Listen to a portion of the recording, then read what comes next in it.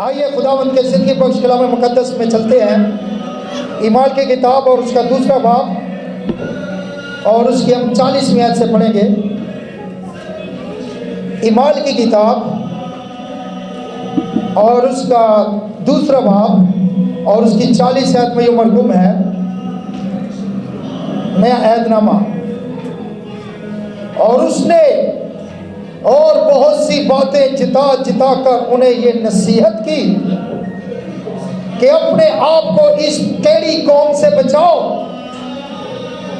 बस जिन लोगों ने उसका कलाम कबूल किया और उन्होंने बपतिस्मा लिया और उसी रोज 3000 आदमियों के करीब उनमें मिल गए और ये रसूलों से तालीम पाने और रफाकत रखने और रोटी तोड़ने और दुआ करने में मशगूल रहे।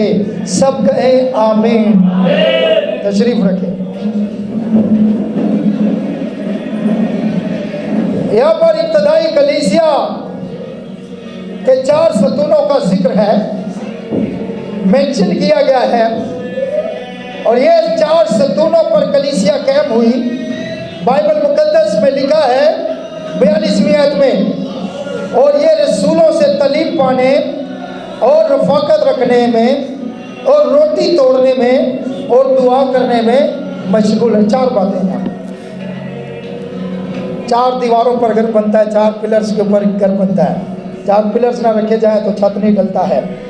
लेकिन ये चारों पिलर्स जो हैं कलीसिया जिन पर कायम है, क्या आज की कलीसिया, मौजूदा कलीसिया इन चीजों में शामिल है? बहुत सारे लोग हैं, नबी कहता है वो इतवारी मसीही हैं, संडे क्रिश्चियन। संडे के अलावा क्रिश्चियन नहीं होते, वो सिर्फ संडे को वो भी 2-3 घंटे क्रिश्चियन होते हैं चर्च में। पूरा हफ्ता वो ऐसे काम करते हैं कि they are not a Christian. नबी कहता है हम इतवारी मसीही नहीं हैं, हम संडे क्रिश्चियन नहीं हैं, हम हर रोज वाले क्रिश्चियन होने हैं, हमें हर रोज मसीही होना है। देखिए यहाँ पर कैसे हम नंबर 1 रसूलों से तालीम पाना, नंबर 2 रफाकत रखने में, नंबर 3 रोटी तोड़ने में, नंबर 4 दुआ करने में मशगूल रहे। 4 सतून है। अब ये चारों बातों में हम कैसे शामिल हो सकते हैं? बहुत सारे लोग हैं इतवार को सिर्फ आते हैं, पाकिशा पर भी नहीं आते। रोटी तोड़ने के लिए उनके पास टाइम नहीं है। बहुत सारे लोग हैं वो इतवार को ही आते हैं, उनके पास दुआ करने का टाइम नहीं है। बहुत सारे लोग हैं कि उनके पास कोई सेमिनार होता है, तालीमी प्रोग्राम होता है, उनके पास तालीम पाने के लिए टाइम नहीं है। बहुत सारे लोग हैं वो सिर्फ इबादत करते हैं, उसके अलावा उनके पास रफाकत रखने के लिए टाइम नहीं है। याद रखें, अगर इस हालत में हम, तो ये ओरिजिनल कलीसिया की हालत नहीं है। ये ऐसी कलीसिया की हालत है जो टूट फूट का शिकार है। और ये क्यों है? ऐसा क्यों है? इसका जवाब 40वीं आयत में है।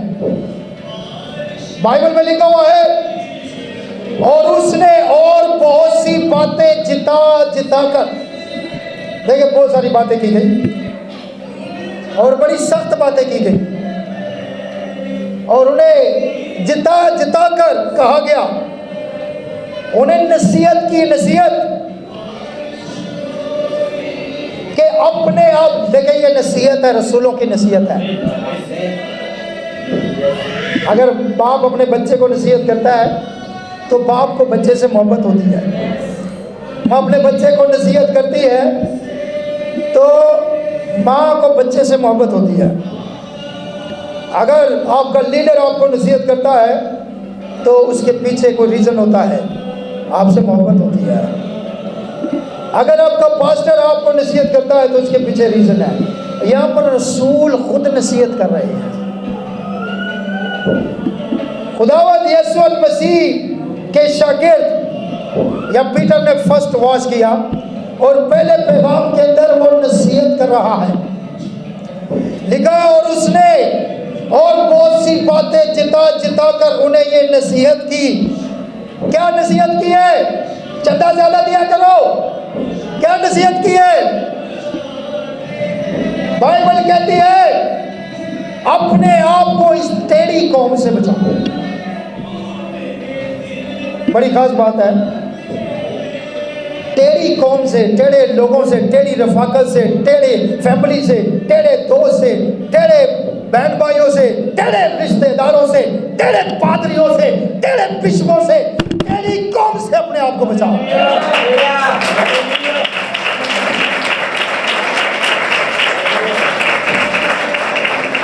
ये नसीहत की गई है, ये मामूली बात नहीं है। कलीसिया को नसीहत की गई है। मैं आपको बताना चाहता हूं, इंसान कभी भी चांदी में से जितनी मर्जी ट्राई कर ले, कभी भी चांदी में से सोना नहीं निकलता। कभी भी पीतल से सोना नहीं निकलता। कभी भी सिल्वर से सोना नहीं निकलता। सोने में से ही सोना निकलता है। टेढ़े लोगों से सीधी चीजें नहीं मिल सकती। टेढ़े लोगों का काम है कि टेढ़ी चीजें पैदा की जाएं। जो खुद बिगड़े हुए हैं वो बिगड़े हुए लोग ही पैदा करेंगे, और जो खुद सुधरे हुए हैं वो सुधरे हुए लोग ही पैदा करेंगे। क्यों रसूल ने कहा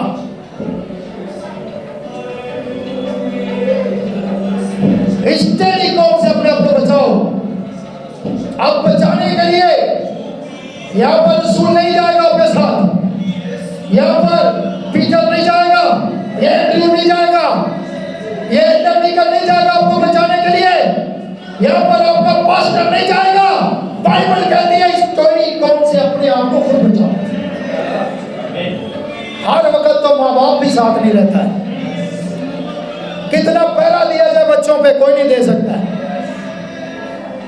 कौन हर वक्त अपने बच्चों के साथ रह सकता है? कोई नहीं रह सकता है। कौन सा डीकन हर वक्त अपनी कलीसिया के साथ रह सकता है? कोई भी नहीं रह सकता है। कौन सा पास्टर अपनी कलीसिया के साथ हर वक्त रह सकता है? कोई भी नहीं रह सकता है। कौन सा एल्डर, कौन सा मुबशर, कोई भी नहीं रह सकता है। हाँ, ये काम आपने खुद करना है। अपने आप को खुद बचाना है।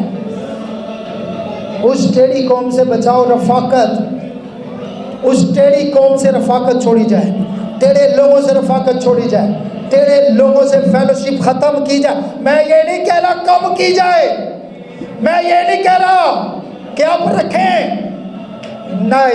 बाइबल कहती है नहीं, मैं बचाना चाहता हूं। तू बचाएगा नहीं तो खुद टेढ़ा होगा। मुझे बताओ, जो बंदा शराब पीते ही नहीं है वो शराब खाने क्या लेने जाएगा? मैं इनको बचाने है, तू बचाने नहीं आया। बचाते वो हैं जो खुद बच जाते हैं। जो खुद टेढ़े मेढ़े हैं वो क्या बचाएंगे? तो यहां पर फेलोशिप मैं ये नहीं कह रहा कम कर दो, मैं ये नहीं कह रहा 50% कर दो, 60% कर दो। मैं कह रहा हूं, बाइबल कह रही है कि उस टेढ़ी कौम से अपने आप को बचाना है। रफाकत खत्म कर दो, नहीं तो पढ़ ले, बाइबल में लिखा है उनमें से निकलकर अलग रहो, सेपरेट। नबी कहता है शैतान मिक्सचर लोगों को ढूंढता है, मिक्स लोगों को। शैतान मिक्सचर लोगों को ढूंढता है, मगर खुदा सेपरेटर लोगों को ढूंढता है, अलग किए हुए लोगों को ढूंढता है।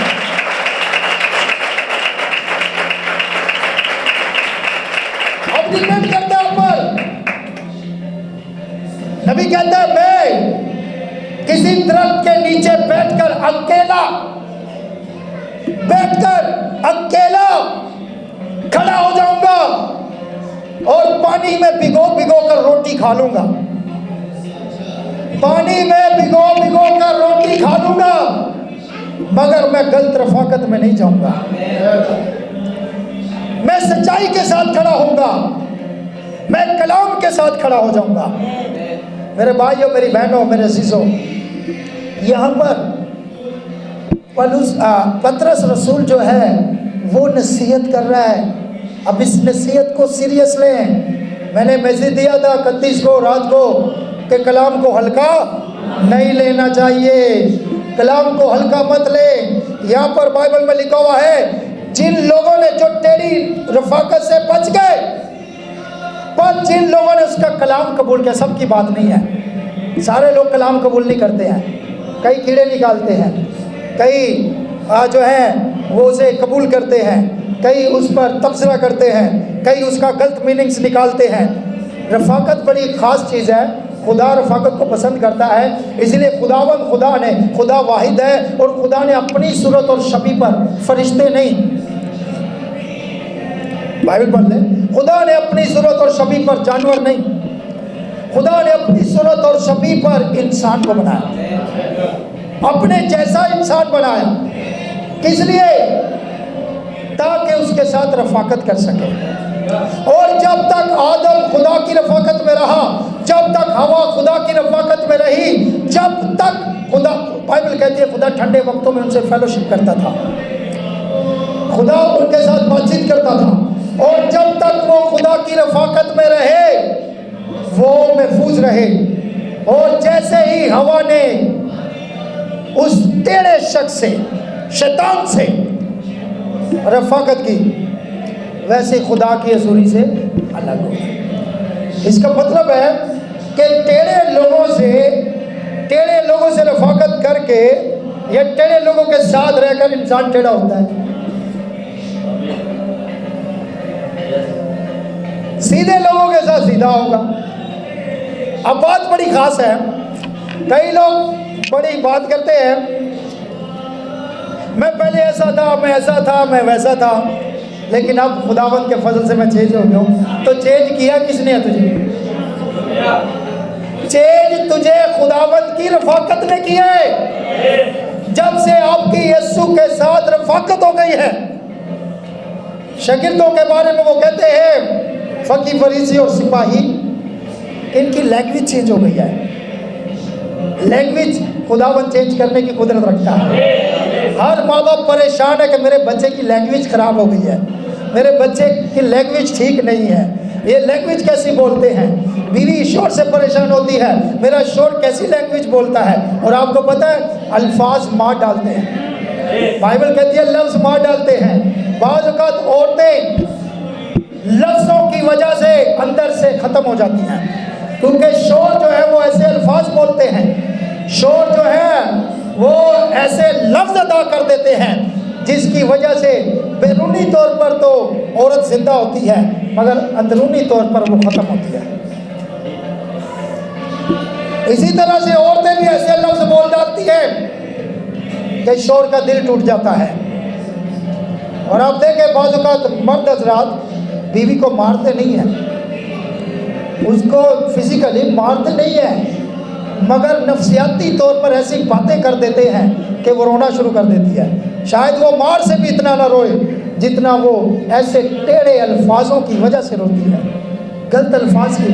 तो अल्फाज, लैंग्वेज दुरुस्त हो सकती है जब दुरुस्त रफाकत में होगी। बक बक करने वालों की रफाकत में रहोगे तो बक बक सीखोगे, कलाम करने वालों की रफाकत में रहोगे तो कलाम सीखोगे। डिपेंड करता है। उन्होंने कहा इनकी लैंग्वेज कैसे चेंज हो गई है, इनकी जुबान कैसे चेंज हो गई है। फिर उन्हें याद आया, बताया नहीं गया, उन्हें याद आया कि ये यीशु की रफाकत में रहे हैं। किसकी रफाकत में रहे हैं? कई मुझे लोग कंप्लेन करते हैं, वादी साहब अभी तक फलां भाई की ज़ुबान ठीक नहीं हुई है, वो बातें करते करते उसके मुंह से गालियाँ निकल आती हैं। कई भाई लोग मुझे कंप्लेन करते हैं कि फलां खातून की ज़ुबान ठीक नहीं हुई है, वो घर में बच्चों को गालियाँ भी दे देती है। इनकी रफाकत में कमी है। इनकी रफाकत लगता है उन लोगों के साथ ज्यादा जो गालियां देते हैं। अगर मसीह के साथ ज्यादा रफाकत होगी तो फिर लैंग्वेज जो है वो चीज चेंज हो जाएगी, लैंग्वेज तब्दील हो जाएगी और फिर लोग खुद कहेंगे कि ये यीशु के साथ। आदम और हवा की रफाकत जब तक खुदा के साथ रही तब तक वो टेढ़े लोगों से बचे रहे। और जैसे ही वो शैतान आया, हवा ने रफाकत की और रफाकत करने के बाद उसने क्या किया? उसने ये नहीं कहा कलाम गलत है। देखिए कोई भी आकर नहीं कहेगा, ये जो टेढ़े लोग हैं ना, ये भी नहीं कहेंगे कलाम गलत है, ये कलाम को टेढ़ा मेढ़ा पेश करेंगे, तफसीर इसकी गलत कर देंगे। और तफसीर सिर्फ कलाम की नबी ही ठीक कर सकता है, क्योंकि नबी खुदा का मुंह होता है और नबी में से खुदा कलाम करता है। इसलिए मेरे भाइयों मेरी बहनों, हर किसी की बात का यकीन ना करें, वही बात का यकीन करें जो बाइबल मुकद्दस फरमाती है। तो यहाँ पर कल मुझे, अब भाई नदीम भी मेरे साथ थे, कल इबादत थी हैरी के घर में, तो वहाँ पर वो एक भाई आए हुए थे, दोनों मियाँ बीवी। तो इबादत के बाद उन्होंने कहा हमने पादरी साहब को मिलना है। तो हैरी के पापा ने, भाई विलियम ने मुझसे कहा कि वो आपसे मिलना चाहते हैं भाई। मैंने कहा कौन? कह रहे हैं वो क्या उसका नाम है, आरजू राजा का बाप और उसकी माँ, दोनों आए हुए थे। अभी भी काफ़ी मुश्किल में है, परेशानी। मैंने कहा दुआ कर रहे हैं आपके लिए। तो वो जब खाना खा रहे थे, खाने के बाद मुझे उन्होंने कहा पादरी साहब हम आपसे एक रिक्वेस्ट करते हैं। मैंने कहा बोले क्या बात है? कहते हैं कि अपने चर्च में देखे नसीहत की गई। उन्होंने कहा पादरी साहब हम चाहते हैं कि अपने चर्च के अंदर अपने लोगों को नसीहत करें, ये बताएं कि अपनी बच्चियों का ख्याल रखें, अपनी बेटियों का ख्याल रखें, अपने बच्चों का। हमसे तो गलती हो गई,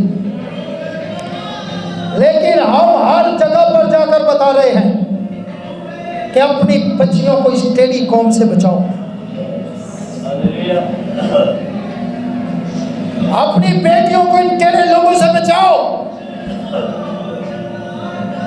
बराए मेहरबानी, मैंने देखा वो कितने दर्द के साथ ये बात कह रहा था मुझे कि आप ज़रूर लोगों को बताएं। मैंने कहा ज़रूर हम बताते हैं, लेकिन कल फिर मैं आपके बिहाफ पर लोगों को बताऊंगा। कहते हैं पादरी साहब बताएं लोगों को, जब कोई गेट पर आता है तो बच्ची दरवाज़ा खोलने ना जाए, घर में किसी लड़के को भेजें या कोई बुजुर्ग जाए, छोटी बच्चियों को मत भेजें। हमारे घरों की हालत ये है कि कोई बिल लेने आता है, कोई सूद लेने आता है, कोई कर्ज लेने आता है, तो हम बेटियों को कहते हैं दरवाज़ा खोलो, और मर्द हजरात अंदर लेटे होते हैं और कहते हैं कि आप जाकर दरवाज़ा खोलो। उसने कहा पादरी साहब लोगों को बताए, कह रहे वो शख्स जिसने आरजू को गुमराह किया हमारा पड़ोसी था, हमारे पड़ोस में रहता था। और जब पड़ोस में कोई रहता है तो आना जाना भी होता है। कहता पड़ोस में रहता था और सलाम दुआ रफाकत आना जाना शुरू हो गया, पूरी फैमिली थी। और कहता है जब आना जाना शुरू हो गया तो उसके बाद ये किस्सा कहानी शुरू। उसने कहा काइंडली अपने लोगों को बताएं कि ऐसे लोगों से रफाकत ना रखें, अपने घरों में ना आने दें, अपने घरों में ना घुसने दें। आज तो हमारा घर तबाह हुआ है, कल को किसी और का। और बच्चियां मासूम होती हैं, छोटी बच्चियां, छोटे बच्चे भी मासूम होते हैं, 12-13 साल के बच्चे मासूम होते हैं। उनको कोई भी लालच देकर अपनी तरफ खींच लेता है, चीज़ों का लालच देकर, पैसों का लालच देकर, घर का लालच देकर, कपड़ों का लालच देकर। और मैंने देखा है यहाँ पर ये होशियार, चालाक, बदबख्त, और ये खबीस किस्म के लोग जो हैं, ये लालच दे के बच्चों को गुमराह कर देते हैं। काइंडली अपनी बेटियों की खुद हिफाजत। तो मुझे कल नसीहत ये की गई कि आप अपने लोगों को बताएं कि इस टेढ़ी कौम से, टेढ़े लोगों से अपने बेटों को, अपनी बेटियों को बचाएं। सलाम दुआ दूर दूर की, रफाकत। बाइबल तो कहती है रफाकत रखो ही ना। बाइबल में कहता है, बाइबल पढ़ के देखे, लिखा है रोशनी और तरीके का क्या मेलजोल है। बाइबल साफ कहती है बाल का और खुदा का क्या मेलजोल है। बाइबल साफ कहती है रास्तबाज और नाराज का कोई फेलोशिप नहीं है। तुम कौन से ड्रामेबाजियां लगा के बैठे हुए हो? ये बड़ा बंदा, ये बड़ा अच्छा है, अच्छा खुदा के अलावा कोई भी नहीं है। बोलने सुन रही है, ये चाचे मामे ये टेढ़े हो जाते हैं। कई बच्चियों की जिंदगी तबाह हो गई है, कई बच्चों की जिंदगी तबाह हो गई है। और जब रिसर्च की गई तो करीबी लोग, हम इतने अंधे हो जाते हैं बाज़ औक़ात, इतना अंधा ट्रस्ट करना है ना किसी पर, इतना अंधा ट्रस्ट करना है किसी पर, तो खुदा की जात के अलावा किसी पर ना। वहाँ तो शक्ति बड़े हैं, उसके कलाम के बारे में शक्ति बड़े आते हैं। नहीं पादी सब ऐसे नहीं, ऐसे ऐसे नहीं ऐसे। अरे अंधा ट्रस्ट करना है तो उस साथ पर करो, दुनिया पर तो आंखें खोल कर ट्रस्ट करो। हालेलुया। तो उसने कहा ये फेलोशिप का नतीजा है, ये टेढ़ी कौम से रफाकत रखने का नतीजा है, ये टेढ़े लोगों से रफाकत रखने का। और मैंने देखा है टेढ़ा बंदा ही टेढ़े से बंदे से रफाकत रखेगा। मैंने कहा चांदी में से सोना नहीं निकल सकता, सोने में से सोना निकलता है। हालेलुया। वो एक शख्स, एक माँ बच्चे के पीछे भाग रही थी और आगे खाई थी, और वो अपने बच्चे, बेटा आगे नहीं जाना, आगे खतरा है। देखे आप सड़क पर जाते हैं, गाड़ी चलाते हैं, जहाँ खतरा होता है वहां लिखा होता है खतरा, आगे खतरा है, आगे मत जाना। लेकिन वो बच्चा क्या है कि छोटा बच्चा जो होता है 7-8 साल का, 9 साल का, 10 साल का, आप जितना उसके पीछे भागेंगे वो आगे भागेगा। वो सुनता नहीं है, वो रुकेगा नहीं, क्योंकि उसको खेल कूद करना है, उसको भाग दौड़ करनी है। मैंने देखा या चर्च पे जितना भी मना करें, ये छोटे बच्चे रुकते नहीं हैं। इनको मना करें, इनके पीछे माँ भागती है, वो आगे भागता है। आवाज देते हैं बेटा रुक जाओ, नहीं रुकते, भागते हैं। तो ये छोटे बच्चे रुकते नहीं है, ये भागते हैं। तो माँ ने कहा बेटा आगे मत जाना, आगे खाइए गिर जाएगा। बच्चा और आगे भाग रहा, माँ पीछे भाग रही, दर्द है, बोझ है, आगे भाग, बच्चा आगे भाग रहा है, माँ पीछे भाग रही है, मेरे बच्चे को किसी तरीके से मैं बचा लूं। वो आगे गई, आगे चलकर खाई के करीब जब चला गया बच्चा, तो माँ बैठ गई, माँ डर गई। और माँ ने कहा मैं अपने बच्चे को कहिए, तो मेरी तो सुनता ही नहीं है, अब क्या किया जाए। बड़ी परेशान हो गई, रोना शुरू कर दिया। वहां पर एक दूर बैठा हुआ एक शख्स देख रहा था। उस शख्स ने कहा, भाग कर आया, बेटी क्या बात है, बहन क्या बात है, वाई आर यू क्राइंग, क्यों रो रही हो। उसने कहा मेरा बेटा वो देखे आगे खाई है, मेरी सुन नहीं रहा, मैं कहती हूँ भाई वापिस आ जा, वो नहीं सुना, आगे जा रहा है। उसने कहा टेंशन नहीं लो बहन, परेशानी हो, छोड़ दो, अब आवाज नहीं देनी, अब आवाज नहीं देनी। वो चला गया, वो अपने घर में गया, जितना बच्चा वो था उतना ही बच्चा अपने घर से लेकर आया। और उस बहन को कहा तूने नहीं जाना, उस बच्चे को भेजा, जा जा बेटा वो बच्चे के पास जा। जैसे ही वो बच्चे के पास वो बच्चे ने जाना शुरू किया, वहां से बच्चे ने भागना शुरू किया, क्योंकि बच्चा अपने जैसी रफाकत चाहता है। ये नफ्सियात है, बच्चा बच्चों को चाहता है। और जैसे ही वो बच्चा वहां गया, वो बच्चे के साथ रफाकत हो गई, उन्होंने खेलना शुरू कर दिया। मेरे भाई मेरी बहन, आज मैं आपको बताना चाहता हूँ, अगर आप भी बचना चाहते हैं, खाई से बचना चाहते हैं, शराब से बचना चाहते हैं, नशे से बचना चाहते हैं, जनाकारी से बचना चाहते हैं, बुत परस्ती से बचना चाहते हैं, तो अपने जैसी रफाकत, अपने जैसी रफाकत ढूंढे। अब देखिए, उस जैसा उसे बच्चा मिल गया, वो बच्चा बच गया। लोग परेशान है, बच्चे पढ़ते नहीं है, बच्चे पढ़ते नहीं है। माँ बाप अक्सर परेशान, इतना पैसा लगाते हैं, हम जाते हैं, बैग लेकर देते हैं, किताबें लेकर देते हैं, स्कूल की इतनी फीस भरते हैं, अच्छे स्कूल में पढ़ाते हैं, बच्चे पढ़ते नहीं है। नहीं पढ़ेंगे, बच्चे पढ़ते नहीं है, नहीं पढ़ेंगे। मैं कह रहा हूं, बच्चा तब पढ़ेगा जब पढ़े लिखे बच्चे के साथ बैठेगा। अनपढ़ जाहिल आवारा बच्चों के साथ बैठकर कौन पढ़ सकता है? जब इनकी रफाकत आवारा बच्चों के साथ होगी, जब इनकी रफाकत अनपढ़ बच्चों के साथ होगी, जब इनकी रफाकत जो है वो टेढ़े बच्चों के साथ होगी, तो बच्चे कभी भी नहीं पढ़ेंगे। अगर आप अपने बच्चों को पढ़ाना चाहते हैं तो पढ़े लिखे बच्चों में उन्हें बिठाना शुरू करें। अगर आप अपने बच्चों को नशे से बचाना चाहते हैं तो उनकी रफाकत जो है वो ऐसे बच्चों के साथ की जाए जो नशे से नफरत करते हैं। अगर आप कामयाब होना चाहते हैं तो नाकाम लोगों में बैठकर कामयाब कैसे हो सकते हैं? अगर आप खुश रहना चाहते हैं तो रोने धोने वाली रफाकत छोड़ो। वो जो हर वक्त रोना धोना डाली रखता है बंदा, उसको बोलो बाबा टाटा भाई जा, जान छोड़ मेरी, मैं तेरे साथ रफाकत नहीं कर। हम खुश रहना चाहते हैं, मगर रफाकत रोने वाले लोगों के साथ रखना चाहते हैं, रफाकत टेढ़े लोगों से रखना चाहते हैं। हम ठीक होना चाहते हैं मगर रफाकत टेढ़े लोगों से रखना चाहते हैं। बाइबल कहती है उस टेढ़ी कौम से अपने आप को बचाओ।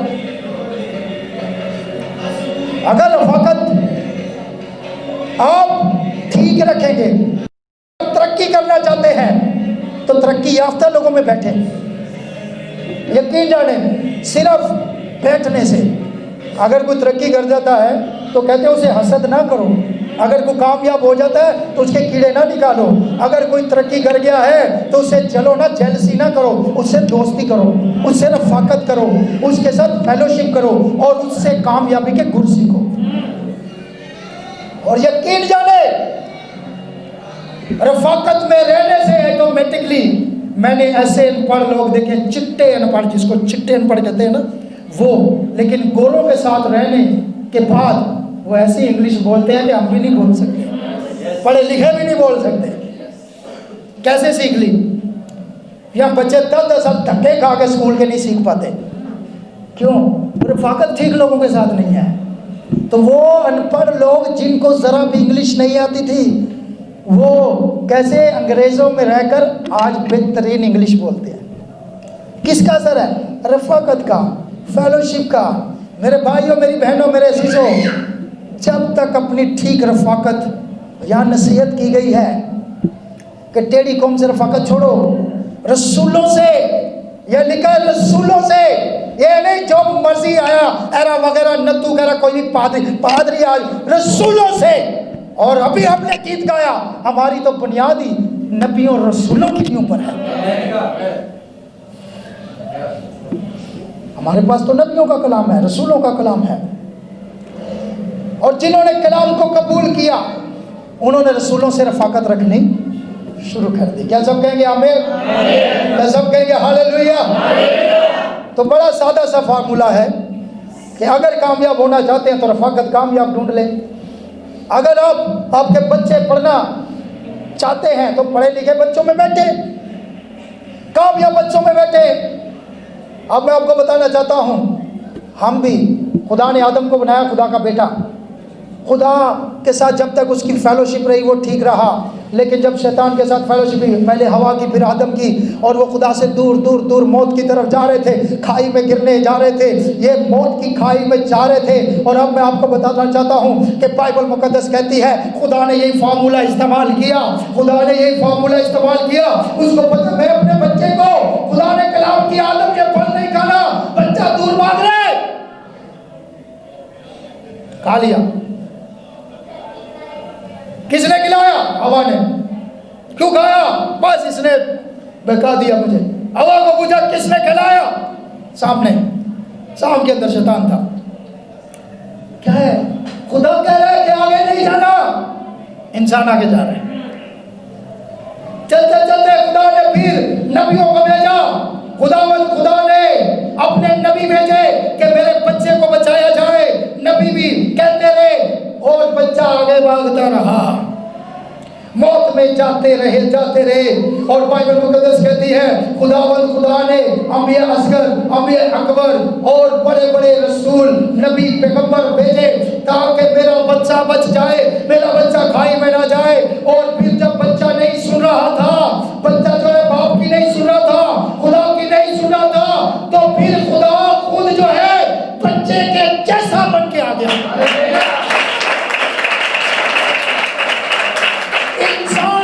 तरह बन के आ गया। बाइबल कहती है हालेलुया, बाइबल कहती है God was manifested in the flesh, खुदा खुद जिस्म में आ गया। बाइबल कहती है खुदा चर्नी में आ गया, इमैनुअल की शक्ल में। खुदा खुद बच्चे को बचा सकता है। इंसान को बचाने के लिए वो खुद इंसान बन गया। हालेलुया। और फिर इंसान उसकी तरफ खींचा। अरे ये कैसे कैसे लोग आए मगर कोई भी बचा ना सका। हालेलुया। फिर जब वो खुद हम जैसा बन के आ गया, हालेलुया, और फिर हमने उसके साथ फेलोशिप की, हमने उसके साथ रफाकत की, हम उसके साथ अब बैठे, उसकी बात सुनी और यकीन जाने उसके बाद आज यीशु मसीह ने खुद कहा ऐ मौत तेरा डंका रहा, क्योंकि मैं जिंदा हूं, तुम भी जिंदा रहोगे। मेरे भाइयों मेरी बहनों, उस खाई से, उस मौत से खुदावंद यीशु मसीह ने हमें बचा लिया है। आज हमें उसकी रफाकत में रहने की जरूरत है जिसने हमारी जिंदगी बचाई है। कोई किसी ने हमारी जिंदगी नहीं बचाई, हमारी जिंदगी खुदा के कलाम ने बचाई है। जहाँ कलाम है वहाँ हमारी रफाकत होगी। कोई क्या कहता है आई डोंट केयर। वो बहरे मेंढक की बात सुनी है ना आपने? वो एक कुएं के अंदर बरसात का पानी आया, उसके साथ एक मेंढक आ गया कुएं के अंदर, और कुएं के अंदर पहले से भी मेंढक रहते थे। ये मेंढक तंजीमी मेंढक, इनके साथ रफाकत ना रखें, इनकी ना सुने। ये चढ़ोत करते हैं, समझ गए? ये छेड़छाड़ करते हैं, ये बड़े टेढ़े लोग हैं। ये मैं नहीं कह रहा, बाइबल कहती है, पढ़ लेना बाइबल। यीशु मसीह ने किसी चोर को, किसी डाकू को, किसी जनाकार को ये नहीं कहा कि तुम इब्लीस के बच्चे हो। फकीर फरीसियों को कहा, इतने टेढ़े हैं। और हम वो मेंढक बरसात ओपन पानी में रहने वाला मेंढक, वो कुएं में चला गया, बरसात है, पानी बहुत ज्यादा आ गया, सलाब, वो कुएं में चला गया और कुएं के अंदर पहले मेंढक थे, पानी उतर गया और उसके बाद वो मेंढक छलांगे लगाता रहा, बाहर निकलने की कोशिश करता रहा। तो दूसरे मेंढक को जा काम कर, यहाँ हम सदियों से रह रहे हैं, यहाँ कोई बाहर नहीं निकलता। जो आ गया वो आ गया। हमने बहुत ट्राई की बट वी कुडंट सक्सीड, हम निकल नहीं पाए। और तू कहाँ से आज आया है? तू नया आया है, तू आज बातें कर रहा है, तू यहाँ से निकल नहीं सकता है। लेकिन वो ट्राई करता रहा। ऊपर बैठा एक समझदार बंदा देख रहा था, वो पढ़ा लिखा बंदा देख रहा था, ये हो क्या रहा है माजरा। वो ट्राई करता रहा, रोकने वाले रोकते रहे, टांगे खींचने वाले खींचते रहे। आपने वो मिसाल भी सुनी है, 3 कुएं खोदे गए थे, एक में शाही डाले गए। क्रिश्चियन नहीं, क्रिश्चियन कुओं में नहीं, क्रिश्चियन खुदावंद की हुजूरी में होते हैं, प्रेजेंस में होते हैं। एक शाही लोग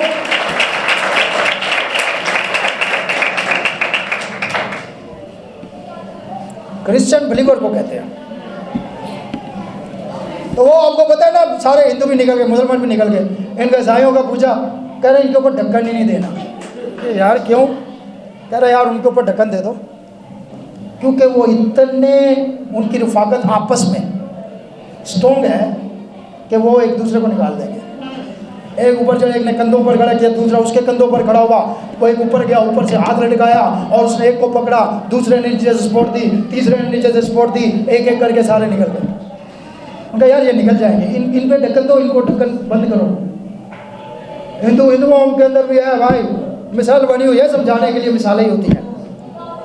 तो तीसरा उन्होंने कहा ये किसका कुआं है? ये ईसाइयों का है, कि छोड़ दे, कुछ भी नहीं देना, टेंशन ही नहीं है इनकी। ये कभी भी किसी को निकलने नहीं देंगे। एक कोशिश करेगा, दूसरा टांग खींचेगा। तू किधर जा रहा है भाई? ये टेंशन ही नहीं इनकी। तो वो मेंढक निकलने की कोशिश कर रहा था, दूसरे कह रहे थे तू नहीं निकल सकता, तू कामयाब कहाँ हो सकता है, तू तरक्की कैसे कर सकता है। बाइबल कहती है बुरी सोबतें अच्छी आदतों को बिगाड़ देती हैं। लेकिन वो ट्राई करता रहा, ऊपर शख्स देख रहा था, आखिरकार वो मेंढक कामयाब हो गया। वो मेंढक बाहर निकल गया। अब बड़ा वहां पर वो शख्स जो देख रहा था वो बड़ा परेशान हुआ। कहता मैं बड़े देर से इस कुएं को जान तो आता जाता मैं देखता रहा, तो इसमें मेंढक कभी बाहर नहीं निकला है। ये मेंढक बाहर कैसे निकल आया है, ये इनकी टेढ़ी रफाकत से कैसे निकल आया है। ये रोने धोने शिकवे गिले, आपको पता है शिकवे गिले से खुदा को गुस्सा आता है। ये हर वक्त शिकवे ऐसा नहीं ऐसा, अरे तू कुछ कर ले भाई, समझ लग रही है आपको। शिकवे गिले छोड़ दे। शिकवे गिले से खुदा को नफरत है और शुक्रगुजारी से खुदा के नाम को जलाल मिलता है। इस हाल में भी उसकी शुक्रगुजारी करें। निकल के बाहर वो उस मेंढक को पकड़ के लेबोरेटरी में ले गया। इसका रिसर्च तो करें यार, इस मेंढक में खूबी क्या है, ये कैसे निकल आया है, ये कैसे इस टेढ़े कुएं से टेढ़े लोगों से ये टेढ़ी रफाकत से कैसे बाहर आ गया है। उन्होंने रिसर्च की और जब लेबोरेटरी में रिसर्च की तो पता चला वो मेंढक बहरा था, कान ही नहीं थे। समझ लग गई है ना। उसके कान ही नहीं थे, उसने टेढ़ी कौम की टेढ़ी बातें सुनी नहीं, उसने उनके रोना पीटना शिकवे गिले सुने ही नहीं, उसने उनकी कंप्लेन सुनी नहीं, उसने उनकी तालीम सुनी नहीं। अब मैं कहता हूँ जितने भी डिनोमिनेशन के अंदर मेंढक है उनकी तालीम सुननी नहीं है। हमारे पास बाइबल काफी है। Hallelujah, hallelujah. जब आप अपने कान बंद कर लेंगे इस टेढ़ी कौम की बातें सुनने से, टेढ़े लोगों की बातें सुनने से अपने कान बंद कर लेंगे, कामयाबी आपका मुकद्दर है। कोई भी दुनिया की कोई ताकत आपको कामयाब होने से रोक नहीं सकती। जो मर्जी कर लो, क्योंकि आपका फोकस पॉजिटिव चीजों पर है, आपका फोकस अच्छी चीजों पर है। आपका फोकस जो है, मैंने वो बताई थी ना दूध के कटोरे वाली, हमें क्या लगे कौन क्या करता है, हमें तो अपने जहाँ पे फोकस रखना है वहाँ पर रखना है। तो वो मेंढक उस रफाकत से, टेढ़ी रफाकत से निकल आया। हालेलुया। अब मुझे नहीं पता कितने लोग कितने टेढ़े लोगों के साथ फंसे हुए हैं, ये खुदा जानता है, आप जानते हैं। लेकिन मैं छोटी सी निशानी बता देता हूँ, हर बंदा ही वो टेढ़ा है जो नेगेटिव बात करता है, जो पॉजिटिव बात करता है। नबी ने कहा है, नबी ने कहा है होली गोस्ट इज पॉजिटिव। ये निशानी है, ये निशानी है। कोई कहे मैं पागल याफ्ता हूं, मैंने पागल पाया हुआ है, और हर वक्त वो नेगेटिव बातें करे, हर वक्त वो जो है बुरी बातें करे, हर वक्त वो टेढ़ी बातें करे, कोई होली गोस्ट नहीं है। Holi ghost is positive. रूह कुदुस हमेशा पॉजिटिव है। और याद रखें, रूह कुदुस किसी की सुनता भी नहीं है, रूह कुदुस सिर्फ कलाम की सुनता है। हालेलुया। इसलिए मेरे भाइयों मेरी बहनों, अपने कानों को नेगेटिव लोगों से बंद करें, नेगेटिव रफाकत बंद करें, अनपढ़ जाहिल लोगों में अपने बच्चों को बिठाना बंद करें, गाली देने वाले लोगों से रफाकत खत्म करें। मैं कह रहा हूँ रफाकत थोड़ी नहीं करनी, खत्म करनी है। अरे बचाना भी तो है, तुम अपने आप को पहले बचाओ फिर दूसरों को बचाओ। बचाने के लिए आप ना भी बोलो, बाइबल कहती है, पढ़ लेना 1 पीटर चैप्टर नंबर 3, आप जाके घर पे स्टडी करना। मैं कहता हूँ कभी कभी बाइबल पढ़नी चाहिए, घर पे जाके पढ़ना। वहाँ लिखा हुआ है अगर औरत खुदा तरस है, इब्राहिम की बीवी है, और इब्राहिम की बीवी की तरह, सारा की तरह, और किसी डरावे से नहीं डरती है, तो बगैर कलाम के, किसके? बगैर कलाम के। समझ लग रही है? कोई जरूरत नहीं है आपको, खामोशी के साथ भी आप रूहें जीत सकते हैं। बगैर कलाम के उनके शोर बदल सकते हैं। अगर किसी का शोर नहीं बदला, अगर किसी की बीवी नहीं बदली, तो आपकी रफाकत में कोई गड़बड़ हो सकती है। कोशिश करें। तो बगैर कलाम सुनाए भी यीशु मसीह जब मरियम मगदलीनी के पास गए, वो बड़ा घमंड था अपने बालों पर। उसको हिस्ट्री कहती है कि उसको इतना घमंड था कि एक दफ़ा कोई मेरे बाल मेरे पास से गुजर जाए वो मेरा दीवाना हो जाता है। उसको नहीं पता आज जो आया है ये जिसके पास से गुजर जाए लोग इसके दीवाने हो जाते हैं।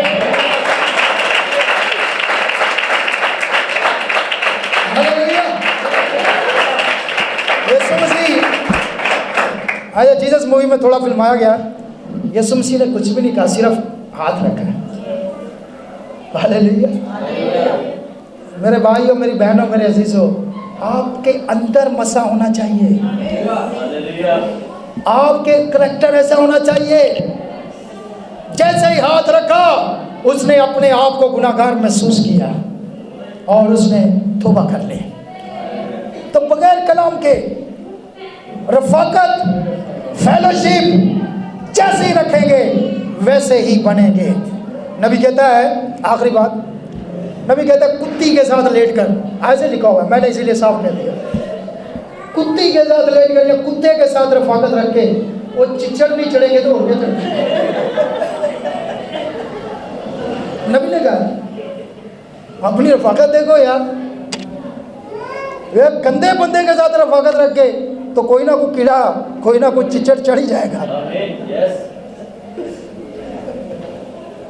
तो इसलिए कोशिश करें अच्छी रफाकत, साफ सुथरी रफाकत, साफ सुथरे लोगों के साथ रफाकत रखें, कामयाब लोगों के साथ रफाकत रखें, अपने बच्चों को कामयाब बच्चों में बिठाएं, ऑटोमेटिकली आपके बच्चे कामयाब हो जाएंगे। Thank you very much, God bless you. आइए अपने